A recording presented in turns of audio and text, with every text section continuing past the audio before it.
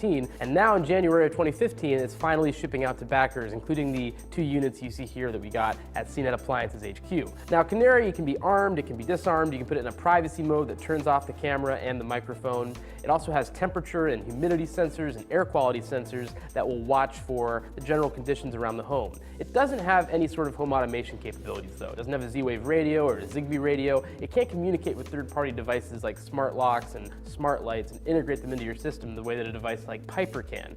And that's kind of a shortcoming in my opinion. I think that smart lighting especially is a really good thing to add to a smart security kit. If you have someone trying to get in at night or the motion sensor picking something up, you want a light to come on. That's a really good deterrent. You can't do that with Canary, at least not yet. Also, you have to update your Canary with the latest firmware as you set it up with your system, and that was a real tough process. We had to do that several times over the course of about 2 days before we finally got it updated and up to speed and able to work. Once it was, I tried it out in my apartment, and the general functionality of the system worked, but the camera feed was not really viewable. You could watch about 30 seconds of black, and then maybe 2 seconds of live video, and then back to black. It was a bit of a pain. It wasn't until we brought it back to work and tried it again here at the office that we got that live video feed up and running. Now, one last complaint that I have about Canary's setup in its current state is that it doesn't let you set it to automatically trigger the siren. So right now it's in armed mode. That's this green light at the bottom. That means that it should send me an alert whenever it detects motion. It should give me the option to call the police if I need to, but it won't do any of that itself. It won't even sound the siren on its own. So if someone's breaking in the middle of the night, I'll get a notification on my phone saying there's activity, but that siren won't go off. Canary says that they're going to change that. They're going to add a feature for auto siren mode,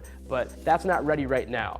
Now, Canary is currently shipping out to backers and pre-orders from last year and should arrive in retail outlets like Best Buy and Target by this spring. And at that point, those new features should be baked in and the system should be a little better developed. That Android app should also be out. So at that time, before it goes live to retail, we're going to have a full review up, but for now, we're going to give it a few more weeks at least to see how it develops. Thanks for watching. Be sure to check out the rest of my smart home coverage at cnet.com. For CNET Appliances, I'm